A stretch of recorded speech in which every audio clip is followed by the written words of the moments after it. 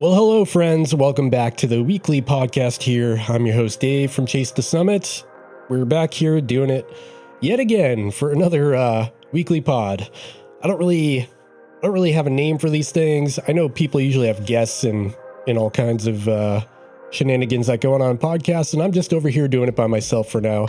But I do have a couple of exciting pieces of news before we get into all of the things in this podcast, because I do have a lot to talk about today. I've got two guests that are like bigger YouTubers that have agreed to be on the podcast. So I'm just working out some details with them now, and I'm super excited to have them on. So if you haven't yet, make sure you follow or subscribe to the podcast so you don't miss upcoming episodes, because I'm pretty stoked on it.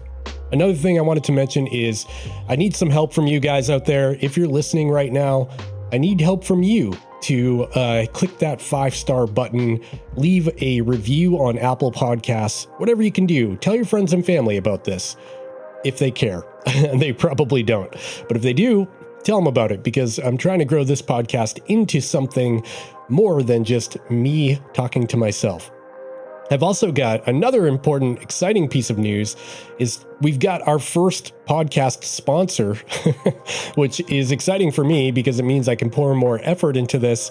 And even more exciting is that the sponsor of the podcast is a brand I actually have been using for a full year, I think, and it's Liquid IV. And if you haven't heard of Liquid IV before, it's basically this little packet of powder you mix with water. It tastes really good. And the really cool thing about it is it's got a bunch of electrolytes in it. It's low on calories. Each packet's only like 50 calories, and it's super hydrating. So just imagine like Gatorade, but with way less sugar and calories and more electrolytes and things that actually matter. And they've got some crazy technology that kind of mainlines the electrolytes right into your blood flow, and it works. I mean, I love this stuff. I love the taste of it. I use it all the time for going on runs, and I even use it like after my morning coffee in the morning to like just get hydrated before I start my day. And I really like the stuff, like wholeheartedly actually use it all the time, even before they sponsored this podcast. So super excited for them to be partnering with me on this. And if you're interested in checking out Liquid IV, go down to the show notes, click the link, and use code Chase the Summit, no spaces in there, Chase the Summit, all one word, at checkout for 30% off your first order. That's right, 30% off, which is pretty amazing. So thanks, Liquid IV, for sponsoring this podcast. Let's move on. I also wanted to just briefly mention, I'm not going to push my political agenda on this podcast. That's not what this is for. I don't need anyone to know my personal, interests in politics. I don't really have interest in politics, but I don't want to share that on this podcast. This isn't the place for that. But I do feel like I need to just acknowledge what happened in Texas. It's horrific. It's disgusting. My heart sinks and hurts when I think about it. I can't even imagine being in the situation or being affected by this or having my family affected by it. Words can't comprehend it. I don't think, I'm not big on moments of silence. I'm not big on thoughts and prayers kinds of things on the internet where people just, say my heart goes to you, whatever. It just doesn't mean anything. It's frustrating. Feel like we need to fix what's wrong right now. I don't know how to fix it, but it's terrible. And I can't even. And these are kids, man. I've got 4 kids all in elementary school. And it's painful to think about. Anyways, I didn't want to ignore it because, talking about GPS watches and running is a luxury, right? It's something I'm lucky I get to do, and that get to wake up with all 4 of my kids. And there's more important things in the world. But that's my depressing note for this podcast. I'm going to leave it there. I just feel like I needed to say something because ignoring it is worse than not stating anything. So sorry about that. Sorry for the depressing start. Let's go through this terrible transition into what I'm working on YouTube. So coming up on YouTube next week, I have 2 videos already filmed and edited, uploaded with thumbnails, with everything done. This is very rare for me, so you can understand why I'm kind of excited about it. I can't tell you what they are, though. All I can say is I've got 2 videos coming out next week for top secret GPS devices. I'll just say GPS devices. I can't comment on what they are, who they're from, what they do, nothing. I'll just say they're top secret. So you can, your mind can run wild and you can talk to your buddies and speculate if you do that sort of thing. But that's all I can give you right now. So I've got 2 videos coming out next week and I'm trying to get a third ready. It's a lot of work, man. And I'm going to talk about more on the YouTube front in a little bit. But what else I got going on other than YouTube is a lot. You know, we've got a lot going on around the house. We've got, we're moving. We're currently in the process of packing up all our stuff. And man, moving really makes you realize how much stuff you actually have. The basement is full. The attic's full. The kids' closets are full. And thank God my wife has been doing the brunt of the work because I've been working all week. She's been in the closets, packing up the boxes and the Tupperware containers and really getting ahead of it. The fortunate thing is we don't have to move out for another couple of months. We're actually going to rent back our own house from the new owners, which is pretty wild. And then we're going to be essentially homeless for a few months until our new house is ready. So there's a lot going on around the Dillon household. And that probably leads to a lot of the stresses and stuff that I'm going to talk about in this podcast as well. Other than that, though, on the like fitness and running front, I've been kind of struggling lately to keep up the mileage because of all this stuff going on, because I've got a real job and we're moving and 4 kids and baseball after school and a lot going on. But I have been like just keeping that base mileage and base fitness every week.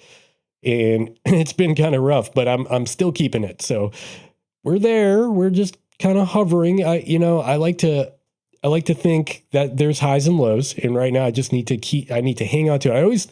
I always think of when I'm in like tough moments of stress and a lot going on, I always think of the movie The Perfect Storm. I don't know if you guys know what that is, but The Perfect Storm is about these fishermen off the coast of Gloucester here in Massachusetts. Gloucester is a coastal town that's big on fishing here in Massachusetts. And what is it? The Andrea Gale, I think was the name of the boat. The Andrea Gale. Wow, my memory today is really sharp. They went out to sea in the middle of a storm and they took a beating and ultimately the ship went down, which is not a good analogy for what I'm about to tell you.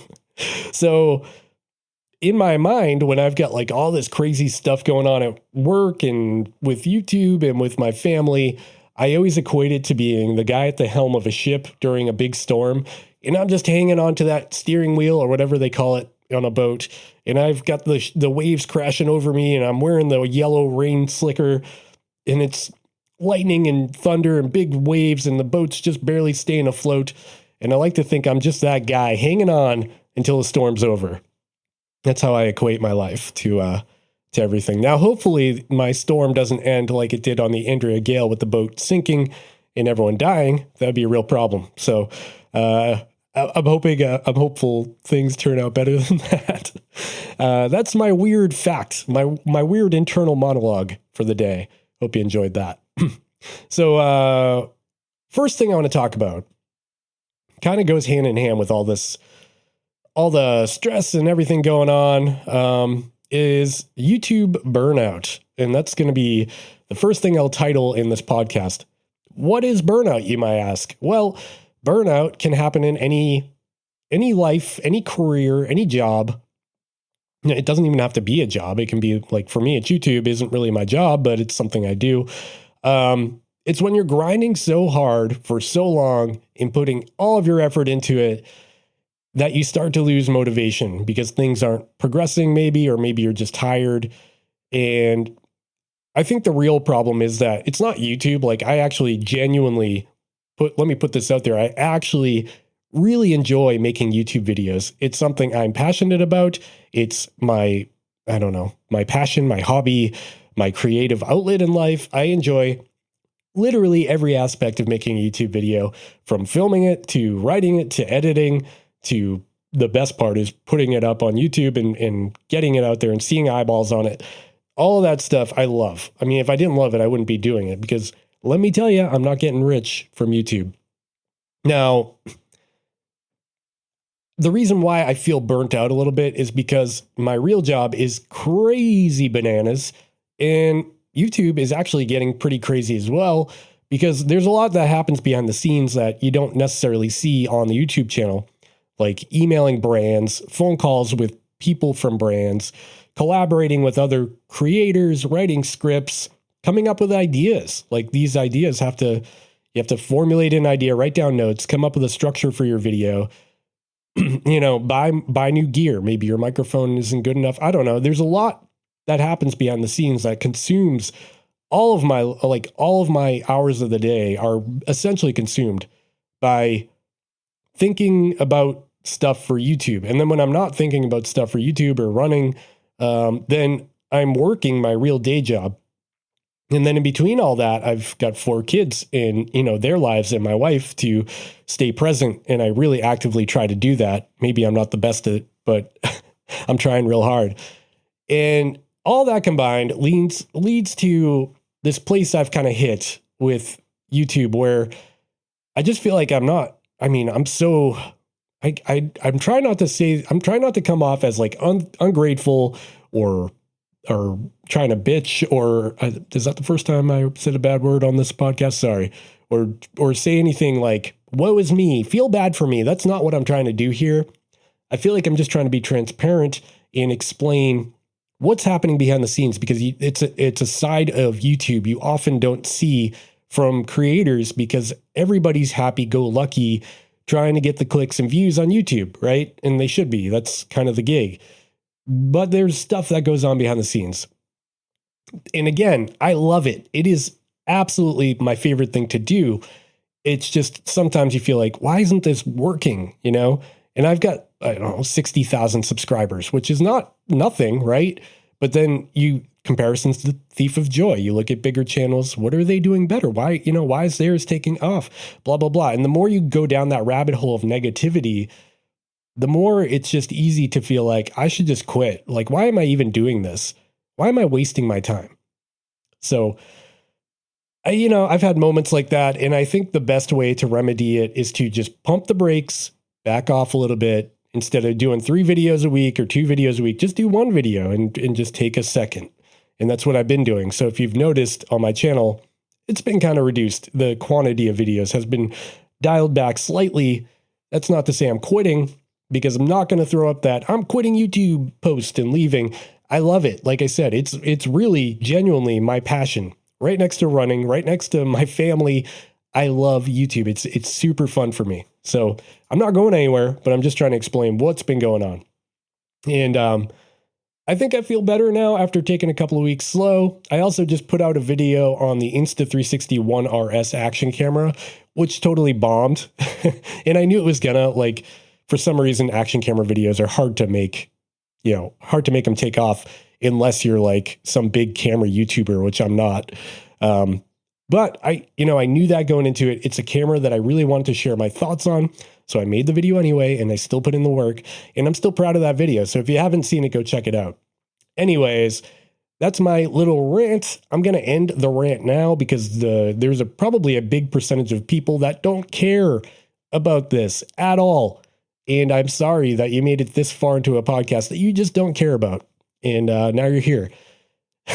Anyways, let's move on to other topics. What's coming up with training and racing? A lot. So in about a week, almost exactly a week, on June 4th, I think, I've got a race called the Chesterfield Gorge Ultra. Super cool race, kind of local to me, about 45 minutes away. And what's cool about it is it's multi-distance. So you can run 25K. You could run, I think it's 25K is the least. It might be 10 mile, 25K, all the way up to 100 miler and everything in between. So 50K, 50 miler, 100K, and 100 miler. So a lot of options. I signed up for the 50 miler. You just need to give them an idea of what you want to run. And all of the registration fees are the same. And the course is a 7.5 mile out and back in an area called the Chesterfield Gorge, which is beautiful. There's like a river cut through a big rocky feature in the middle of Chesterfield, Massachusetts. No, not really any elevation gain. It's not a particularly hilly or difficult race. And the trail itself is pretty graded and buffed out to the point where vehicles like trucks can actually drive through it. Now, what's cool about it is it's my last chance to be qualified for the Vermont 100 Ultramarathon, which takes place in July. And the Chesterfield race is actually run by the same race director, this woman named Amy Rizecki. Shout out Amy. She's the race director for both races. So if you qualify at Chesterfield, you're automatically in to Vermont. And I need to, or I can't run Vermont. So the qualifying time, what I need to do there is run Chesterfield, the 50 mile in under 12 hours, which I think is totally attainable for me. Back in 2018, I ran the same race. Granted, I was in way better shape, like really good shape in 2018. I ran it in 8.5 hours for my 50 miler PR. And I came in first place male that year, I think second overall. So that was a great run for me. I'm definitely not expecting to beat or even match that time. I think realistically, I'm hoping for 9 hours, maybe 9.5 hours. But I'm not going in with like crazy aggressive goal time. I just want to have fun, A, and B, I want to qualify for Vermont. So I just need to be under 12 hours, which I think is very doable. The other cool thing about Chesterfield is they actually do, because it's out and back, it's like a 14 mile round trip out and back. They just do over and over again to get to your desired distance. They do have drop bags at the start and finish line, and you can pick up a pacer and have a crew. So my wife may actually come out and run the last bit of the 50 miler with me. Hopefully, we'll see if we can get a babysitter. But that would be a lot of fun. So that's what's coming up. And if I qualify there, I will be going to Vermont. And you can expect videos on both of those coming up on the channel once I run them. Hopefully everything's successful and they're happy videos and not sad videos. You never know. So yeah, I mean, I'm pretty excited and we'll see how it goes. Okay, so how far into the podcast are we now? If you're still listening 18 minutes into my rambles, I really appreciate it. Now we're going to go into the news. That's what you probably came here for. So first up, the news this week has been kind of slim. So these are kind of niche tidbits of information, but I found them interesting. So hopefully you do too. First up, there's a new product called the Oura Strap 2. A-U-R-A, not O at the beginning. The Oura Strap 2. And this is kind of an interesting thing. So this is a replacement band for your Apple Watch. And what's really cool about it is that it has a sensor built into the back of it, like on where the back of your wrist would be, that has a bunch of little electrodes and sensors and stuff built into it that can actually give you a bunch of information about your body. And what I found interesting about this is, so when you buy an Apple Watch, if you don't know, if you're like a Garmin user and you're curious about Apple, they're great. Apple Watches are really awesome. They're so capable. They have so many features. But what I found is the most frustrating thing about them is the fact that out of the box, they don't really do a lot. Like the sleep tracking is kind of bleh. The step tracking and calorie tracking is kind of meh. Like none of it's really good. And even like the activity tracking app for running and stuff is pretty bland. Like it's not very customizable. There's only a few data fields. Not a lot to it. And one of the biggest areas of weakness, I think, for Apple is they don't give you a lot of like body information, your body composition, your HRV, all that stuff is, you need more apps to get that done. And what's cool about this new Oura Strap, again, A-U-R-A, is that it actually gives you a bunch of this information. So this little sensor on the back of your band, which is always there, it's just part of the band, and it attaches to your watch. So you always have it on your wrist, gives you information like your body composition, your body fat percentage, your water density, your bone density, and even more information than that, like something called a BIVA chart. I don't even know what that is. All for an additional fee. So the band and the actual device comes in at $150. It runs on a coin cell battery, so you don't have to charge it. And the battery's supposed to last about 6 months, which is super cool. And there's no subscription for like most of the features. But if you want like workout suggestions and all this other stuff, you can actually subscribe to the Oura Plus, I think it's called, for $10 more a month, which is pretty cool. And the cool thing about this is there's an app that goes on your watch that collects this data manually. So you can manually trigger your body composition check. So in the morning, you can wake up and do like a total system check of your body fat percentage and water density, blah, blah, blah, by triggering it with the sensor on the back of the band. And it's all recorded to the app on the watch and synced to your phone app. So you got it kind of in two places. And what's funny about this thing is I started writing the notes for this podcast, and I had this in my notes as something I wanted to talk about. But yesterday, Oura, the company, emailed me and asked if I want to check it out. So they're actually sending me one. And it's weird because I already had this written. Like I was going to talk about this either way, but now I actually have one in the mail coming to me. So stay tuned to YouTube because I will be reviewing it on there. Not a sponsored reviewer. It's not anything shady. They're just giving me one for free to check out. So I'll be letting you know the good, bad, and the ugly on YouTube. Make sure to subscribe to the channel so you don't miss that, because I'm pretty interested in this. I think it's something really unique because I've thought about this a lot, even with garments.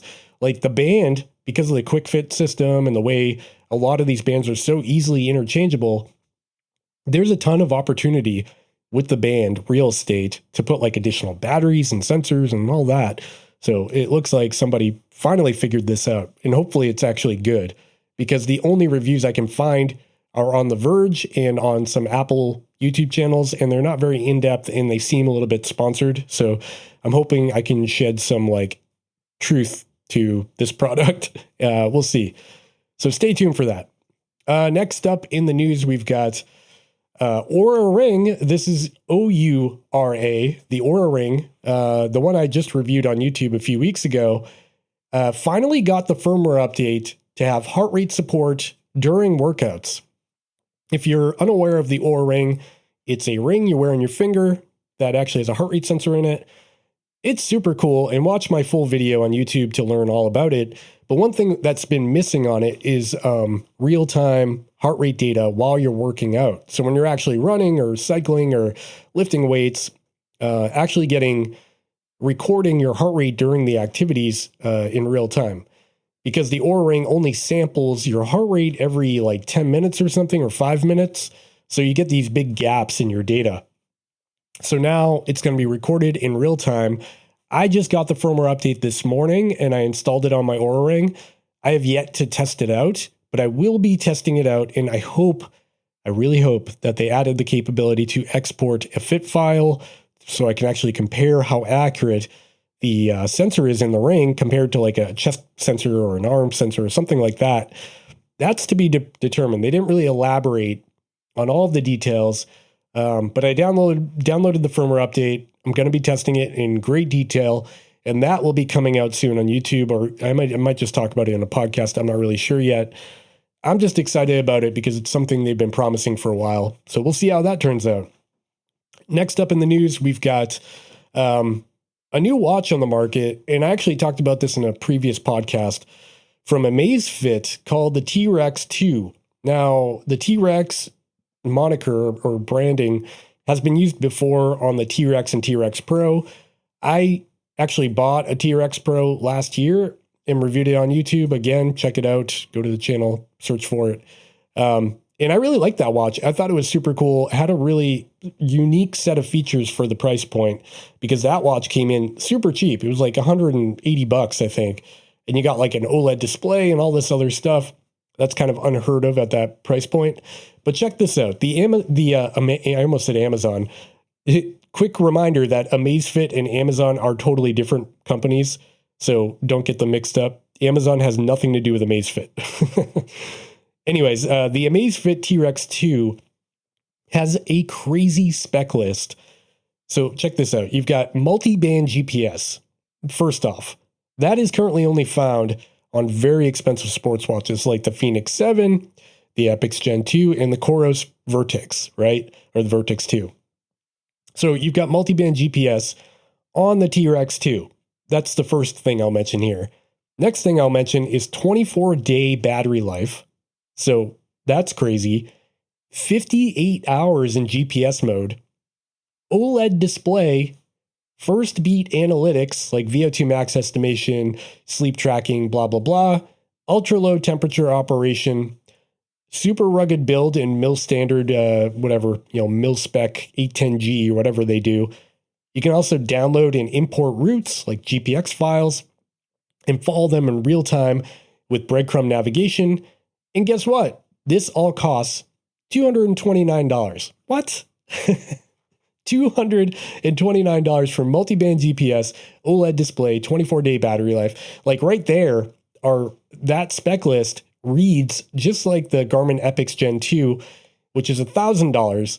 So you're getting all of this for $229. There's got to be a gotcha here. So this morning, I actually ordered one. I placed my order on Amazon for the Amazfit T-Rex 2. I'm waiting for it. It's not Prime or anything, so I'm not sure how long it's going to take to ship, but it's in the mail, so we'll see how this watch actually performs. I'm going to tear this thing apart. I really want to put the specs to the test with the multi-band GPS and all the other stuff. Now, the big issue I've had with Amazfit stuff in the past, like the T-Rex Pro, and more specifically the Stratos 3, is that their heart rate sensors are utter garbage, or they have been. So I'm really curious to see if they fix that with the Amazfit T-Rex 2, because like the Stratos, I was getting unusable data out of that thing, like just so bad.